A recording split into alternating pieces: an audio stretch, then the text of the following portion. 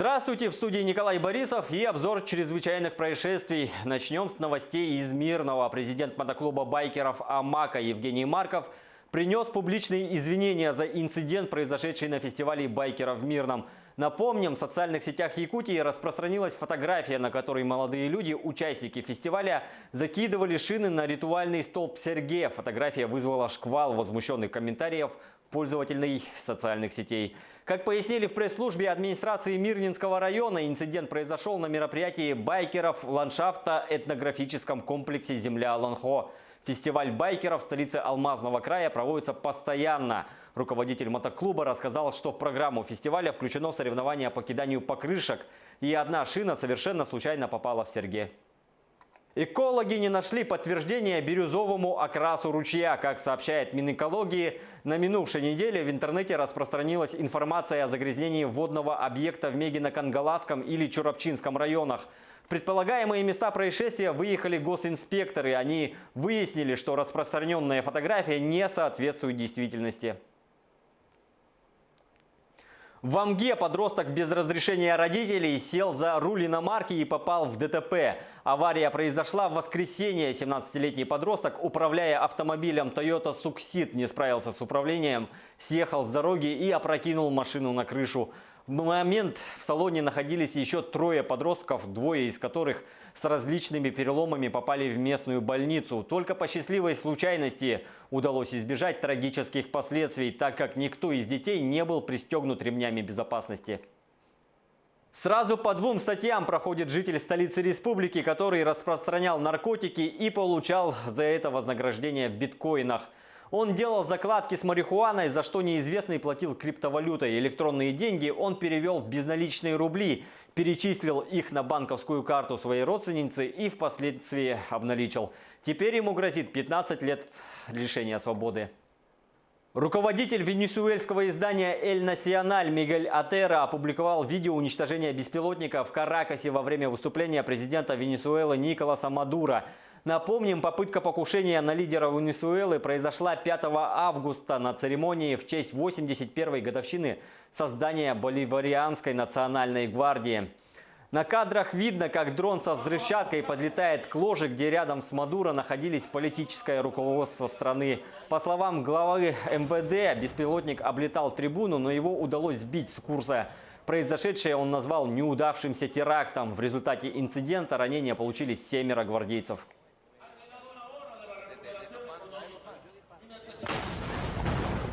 2 года в колонии поселения получил выходец из Ингушетии, которого задержали золотом и серебром на сумму более 67 миллионов рублей в Якутии. Сотрудники ФСБ обнаружили в его машине промышленное золото весом около 29 килограммов и около 3 килограммов серебра.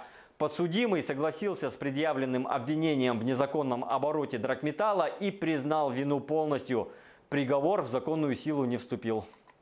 Катастрофа вертолета Ми-8 в Красноярском крае унесла жизни 18 человек.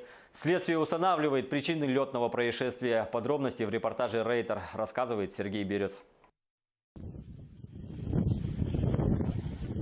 Вертолет компании «Ютейр» разбился на севере Красноярского края. Погибли 3 членов экипажа и 15 пассажиров-вахтовиков.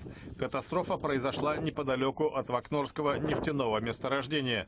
Как сказано в сообщении Росавиации, взлетали 2 машины.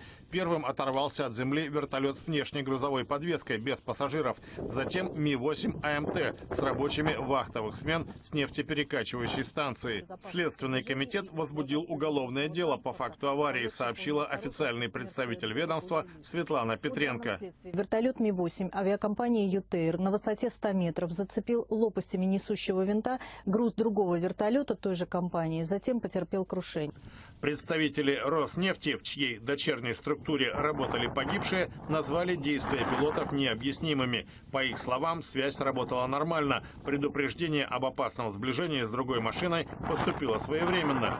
В сообщении авиакомпании сказано, что командир экипажа был опытным специалистом с большим летным стажем. В Якутском городском суде рассмотрели дело по некачественной установке окон. Жительницы столицы возместили затраты и компенсировали моральный вред. Выполнено некачественно, сквозь стеклопакеты поступал воздух с улицы. Просила возместить расходы, понесенные в результате некачественных работ со стороны общества ограниченной ответственности. Судом установлено, что пластиковые окна недостатков не имеют, однако работа ответчика по установке окон не отвечают требованиям нормативных документов, в частности госстандарта. Через монтажные стыки окон инфильтруется холодный воздух.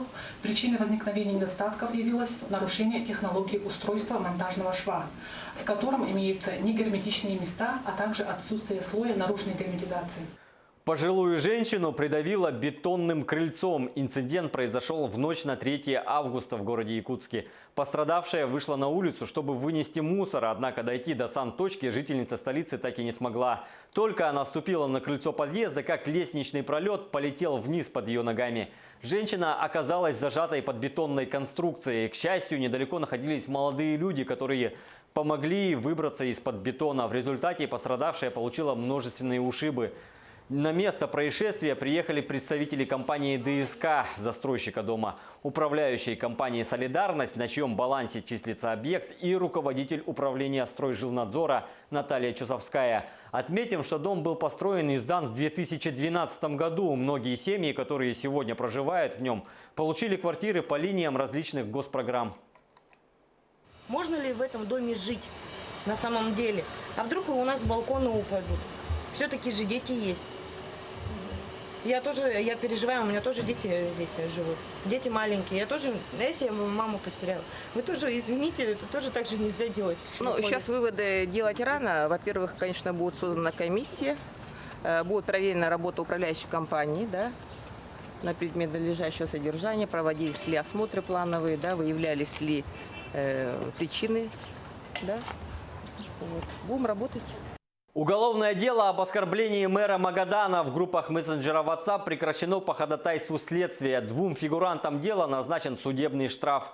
Как сообщает районный следственный комитет, дело, в котором мэр выступил потерпевшим, было возбуждено в феврале по статье «Оскорбление представителя власти». 2 местных жителей 79-го и 87-го годов рождения разместили в нескольких группах сообщения, которые содержали оскорбления в неприличной форме. Следствие пришло к выводу, что раз сообщения посмотрели другие участники групп, то они признаются публичными. В ходе расследования оба обвиняемых признали свою вину и письменно извинились перед мэром. Градоначальник извинения принял и не возражал против решения о прекращении уголовного преследования и назначении обвиняемым только штрафа.